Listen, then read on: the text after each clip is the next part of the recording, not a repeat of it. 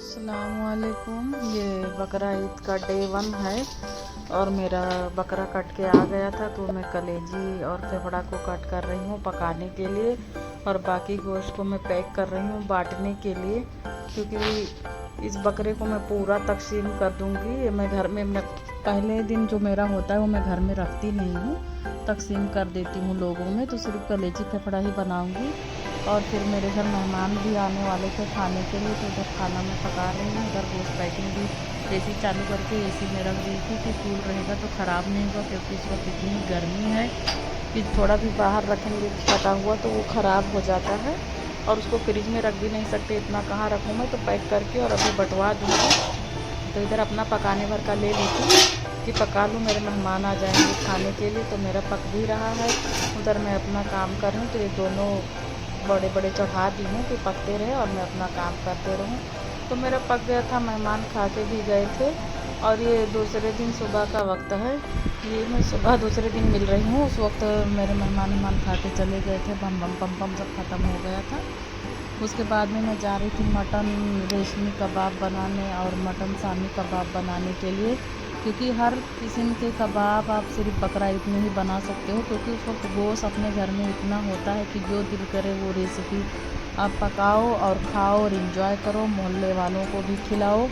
और अपने अड़ोस पड़ोस में तो ज़रूर पूछना चाहिए, क्योंकि मेरे ही बगल में एक आंटी रहते थे जो कि मतलब मुझे लगा वो खाते नहीं होंगे। मैं गए साल उनको दी थी, पर मुझे लगा क्या पता मेरे देने के लिहाज से वो ले लिए, खाते या नहीं खाते। तो इस बार मैं उनको पूछी नहीं, तो आज ही मैं उनको पूछ के आई कि आंटी आप मटन खाते हो? तो बोले हाँ खाती हूँ। तो मैं बोली मतलब अगले साल लाई थी, मुझे लगा आप नहीं खाते हो, ऐसे ले ली। तो बोले नहीं हम लोग खाते, हम लोग वेट कर रहे थे कि आप दोगे और आप दिए नहीं थे। तो अभी मैं उनको भी दे के आई हूँ। और फिर देखो ये मैं बना रही हूँ, बातों बातों में इसको मैं बताना भूल गई। तो ये मतलब पूरा मटन मसाला रहता है और गोश्त रहता है और आप हंसबे जायका नमक डाल लें। हाँ मैं 2 स्पून ली हूँ, 2 टेबल स्पून नमक ली हूँ, क्योंकि मुझे उतना लगा, मेरा गोश्त जितना था उतना। और उधर कप में मैं दाल भी देखो भिगने रखी हूँ, तो इसका भी और बताती हूँ, क्योंकि मटन सामी कबाब भी मुझे बनाना है तो उसमें दाल लगता है, इसमें दाल लगता नहीं है। तो ये कुकर बंद करी और गैस पे लगाने के बाद अब जा रही हूँ मटन सामी कबाब बनाने के लिए। वो भी दूसरे कुकर में रख दूँगी, वो भी होते रहेगा। तो ये मटन सामी कबाब का मसाला है, ये भी मैं रखी हूँ। पूरा मसाला वही है, सिमिलर ही है, बस वही है कि इसमें दाल लगेगा। और ये मटन में हड्डी जो दिख रहा है ना, ये मैं गलने के बाद पूरी हड्डी निकाल दूँगी। और जब एकदम आप कबाब के लिए पूरा गोश्त एकदम गला के रान कर देते हो, तो उसमें से हड्डी खुद ही अलग हो जाती है। तो उसमें से मैं पूरी हड्डी चुन लूँगी और हड्डी वाला गोश्त जब डाल के बनाओ तो और ही टेस्टी कबाब बनता है, बहुत ही अच्छा लगता है। हमें कीमा तो कुटना नहीं है, गला के हड्डी निकाल ही लेना है। और ये देखो रात के मेहमानों को जो मैं खाना पकाई थी, तो पूरा बर्तन सुबह वाश करी थी और वही बड़ी बड़ी देगे दिख रही हैं, वही देख रही थी कि इतना इतना खाना है। तो खाना मुझे पकाना नहीं है वैसे, बस ये कबाब, चाय, कबाब, रोटी, ये सब बनाऊँगी। पराठा जो भी जो खाएँगे घर में उनके लिए वो मैं बनाऊँगी। तो अभी कबाब गलने के लिए मैं रख रही हूँ कि गल जाए, बस उसको फटाफट पीस के टिक्की बना के और तल के दूँगी। क्योंकि मैं सुबह में बहुत जल्दी उठ जाती हूँ, लगभग मैं 5 बजे उठ जाती हूँ। तो स्कूल इस वक्त सबका बंद है, जाना रहता नहीं है। तो आराम से उठो, अपना पढ़ो लिखो, उसके बाद इधर रख दूँगी, गलते रहेगा, गलने के बाद बनाऊँगी। या तब तक तो 8-9 बजेगा और 8-9 बजे तक खाते ही हैं, तो मेरा एकदम आराम से हो जाएगा, ज़रा भी बम बम पम पम कुछ होगा नहीं। तो एक तरफ मैं मटन रेशमी कबाब रखी हूँ पकने के लिए और एक तरफ मटन सामी कबाब। और दाल मैं भी देखो डाली नहीं हूँ, क्योंकि दाल को मैं थोड़ा एंड में डालूँगी, जब एकदम से गोश्त थोड़ा सा गलने को और मुझे चाहिए कि थोड़ा और गलेगा, जब भी डालूँगी। तो उसके साथ साथ में दाल भी गल जाएगी, क्योंकि मैं दाल पहले से भिगाई हुई हूँ। तो वो दाल अभी अगर डाल दूँगी तो पूरा एकदम गल के पूरा समझ में नहीं आएगा इसमें दाल है भी या नहीं, गाढ़ा होगा भी नहीं। और जब मैं एंड में डालूँगी तो दाल भी थोड़ा अपने इक्वल क्वांटिटी में गलेगा गोश्त के साथ साथ, तो ज़्यादा अच्छा लगेगा। तो दोनों कुकर को मैं लगभग उसके काम पे लगा दी हूँ और अब मैं अपने काम पे लगने जा रही हूँ, क्योंकि मेरे लिए बर्तन ही बहुत काफ़ी दिख रहा है। तो बर्तन वर्तन वाश करके और ये देखो मैं सीटी निकाल के और दाल जा रही हूँ डालने के लिए कि अब लगा दूँ। गोश्त हड्डी छोड़ चुकी थी पूरी, तो मैं बोली अब दाल को डाल देती हूँ। तो दाल देखो इसमें भीग के पकड़ लिया है, फिर गिरा थोड़ा थोड़ा। और अभी मैं इसको हाथ से पूरा गिरा के और एक सीटी और लगा लूँगी। तो ये एक सीटी लगने के बाद में हड्डी में चुन लूँगी पूरा। हड्डी चुनने के बाद में इसको मिक्सी में पीसूँगी और पीस के इसका भी टिक्की बना के रख दूँगी।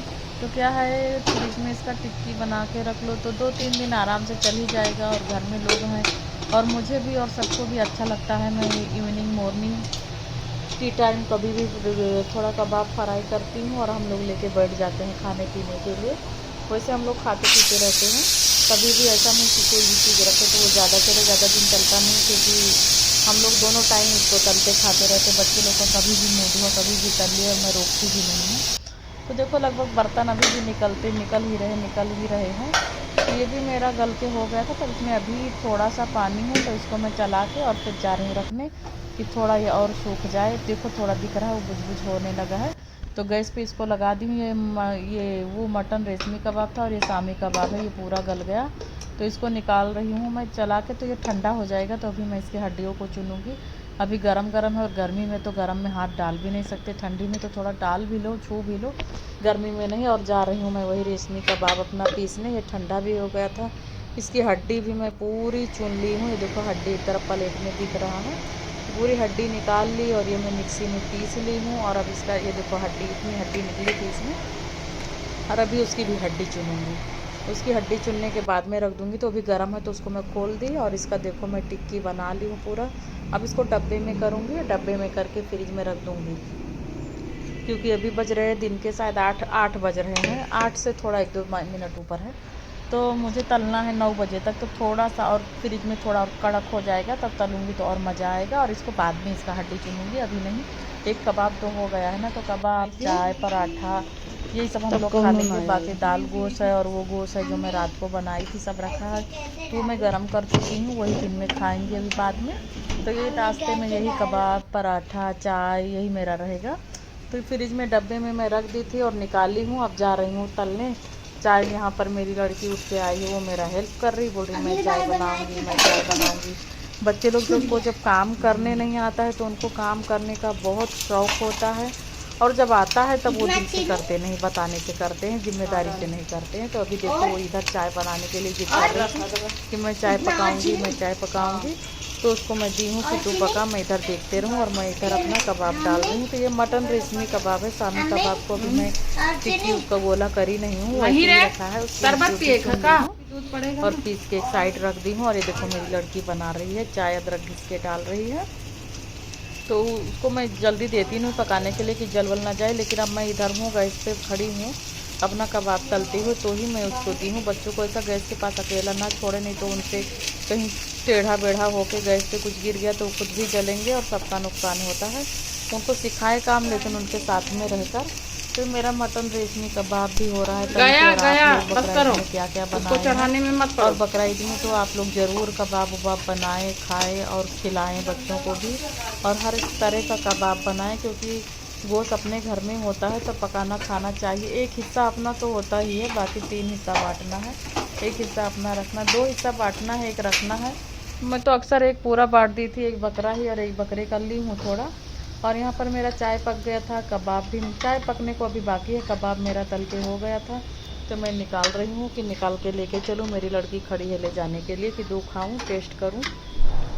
तो भी मैं धड़पड़ में पुदीने की चटनी पीसी नहीं, हालांकि मेरे विंडो में पुदीना बहुत है, पर अभी मैं नहीं पीसी। मैं बोली ऐसे ही खाते हैं, बाद में पीसेंगे। और उधर मैं ये दे रही हूँ, उधर मेरी लड़की चाय छोड़ के भाग गई है। तो मैं बोली अब वो पक भी गया था, तो मैं जा रही थी कि पक गया है, झाग पूरा उसका आ रहा है, तो ला छान लूँ और मैं भी चलूँ आराम से पीऊँ।